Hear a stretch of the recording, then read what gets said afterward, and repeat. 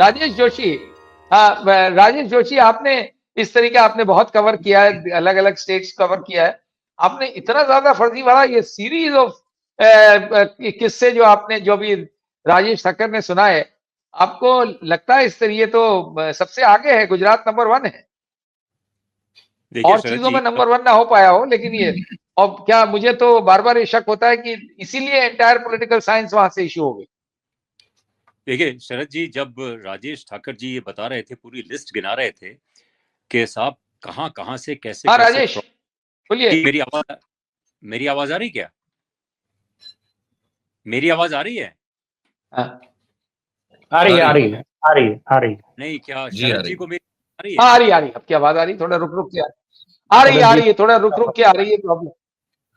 अच्छा, मैं आपसे ये कह रहा हूं आ रही है कि जब राजेश ठाकर साहब ये बता रहे थे, लिस्ट गिना रहे थे, जी जी जी, जब ये लिस्ट गिना रहे थे कौन कौन सी फर्जी काम गुजरात राज्य में हुए हैं, हो रहे हैं और बदस्तूर जारी हैं, मेरे दिमाग में दो चीजें चल रही थी साहब। एक तो मेरे दिमाग में ये चल रहा था कि वो सरकार जो झारखंड के अदना से एक पत्रकार, हमारे जैसे रिपोर्टर के फोन में पेगासस डाल करके उसकी जासूसी करवा सकती है, जो सरकार इसको स्वीकार करे या ना करे वो बात अलग है, लेकिन उस पर बहस करवाने, उसकी जांच करने से इनकार कर सकती है, और उसके पास हर नागरिक की जानकारी है, उसके पास अपने विरोधी पक्षों की जानकारी है, विरोधी नेताओं की जानकारी है। इन ये जो फ्रॉड्स होते हैं गुजरात में, उनके बारे में उनको क्यों जानकारी नहीं मिलती? यानी एक आदमी कई महीने तक टोल बना के वहां पे पैसा कमाता है, नहीं मालूम होता किसी को, जज आ जाता है फ्रॉड, उसको किसी को पता नहीं चलता।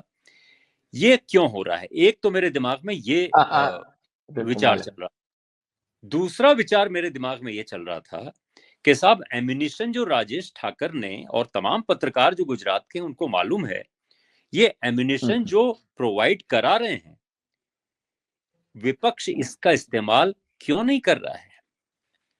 यानी गुजरात से इतना एम्यूनिशन मिल रहा है कांग्रेस को और दूसरी पार्टीज को, लेकिन ये मैसेज पूरे हिंदुस्तान में नहीं जा रहा है।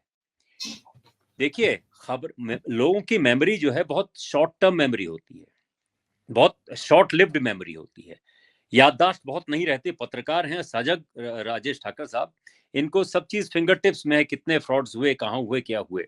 लेकिन क्या ये विपक्ष की जिम्मेदारी नहीं बनती है कि जितने भी फ्रॉड्स हुए उनका एक लेखा जोखा तैयार करे, व्हाइट पेपर तैयार करे, गुजरात सरकार को डेढ़ टांग पे खड़ा करे, उससे सवाल जवाब मांगे। लेकिन मुझे लगता नहीं कि कांग्रेस ने सड़क पे आना तो छोड़ दीजिए, एक नैरेटिव कहाँ बना है? अच्छा, अब इसका उलट दीजिए, बोफोर्स के जमाने में ले जाता हूं, आपने भी कवर किया, हमने भी कवर किया, हम भी तब पत्रकार बन चुके थे। बोफोर्स के मामले में जितने संघ परिवार के आनुषंगिक संगठन थे, भारतीय जनता पार्टी थी, समाजवादी थे, जितनी एंटी कांग्रेस फोर्सेस थी, उन्होंने एक नैरेटिव कर दिया। ये मैं बार बार कहता हूं, इस मैसेज को हर गांव, हर कोने, हर चपरास घर, हर पटवार घर तक वो ले गए। गली गली में शोर है राजीव गांधी चोर है। वो बोफोर्स का क्या हुआ आपको मालूम है, वो एफआईआर का क्या हुआ, उस पूरे केस का क्या हुआ आप सबको मालूम है। लेकिन नैरेटिव तैयार करने में उस वक्त जो विपक्ष की भूमिका थी, वो ये विपक्ष की भूमिका उन्होंने निभाई। इस वक्त अगर कांग्रेस अपनी भीतरी झगड़ों में फंसी हुई है, इंडिया INDIA के झगड़े नहीं निपटा पा रही है, MVA के झगड़े जो है वहां से समाजवादी पार्टी और उद्धव ठाकरे की पार्टी में जो है वो रार हो गई है, तो क्या भारतीय जनता पार्टी की जिम्मेदारी तो नहीं है कि आओ विपक्ष इकट्ठा हो, हम पर सवाल करो? ये मैं बहुत बड़ा सवाल कर रहा हूं आपसे। गुजरात के दो पत्रकार हमारे साथ वरिष्ठ पत्रकार हैं, आप हैं, मतलब आप ये तो हम सबको सोचना चाहिए कि डेमोक्रेसी में विपक्ष की भूमिका क्या है?